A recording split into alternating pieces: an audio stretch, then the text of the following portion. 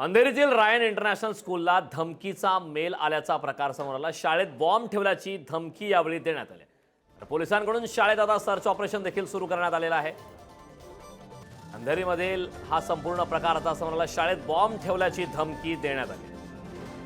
शिरातील rain global शाळेत एक धमकीचा mail आला। या मेलमध्ये असं म्हणण्यात आलं की या शाळेत बॉम्ब ठेवण्यात आलेला आहे आणि त्यानंतर खऱ्या अर्थाने ओशिवरा पोलीस स्टेशनचे बॉम्ब शोधक पथक आहे ते या ठिकाणी आलेलं आहे आणि आता खरं तर सर्च ऑपरेशन जे आहे ते पोलिसांकडून जे आहे ते केलं जाते। आपण बघू शकता ओशिवरातील मुख्य भागात ही रेन ग्लोबल शाळा जी आहे ती या ठिकाणी आहे। मात्र दुपारच्या सुमारास खरं तर एक अज्ञात इसमाचा मेल आला आणि या मेल मध्ये त्याने म्हटलंय की या शाळेमध्ये एक बॉम्ब ठेवण्यात आलेला आहे आणि त्यानंतर शाळेने पोलिसांशी संपर्क केल्यानंतर खरं तर बॉम्ब शोधक पथक जे आहे ते या ठिकाणी आलेलं आहे आणि या ठिकाणी आपण जर बघितलं असाल तर पोलिसांचं पथक जे आहे ते या ठिकाणी शोध घेत आहे नेमका खरंच हा जो धमकीचा मेल आला आहे यामध्ये काही तथ्य आहे का आणि पोलिसांचे 4 अधिकारी जे आहेत ते रेन ग्लोबल शाळेमध्ये आलेले आहेत आणि ते आता खरं तर शाळेची जी आहे ती पाहणी करत आहे।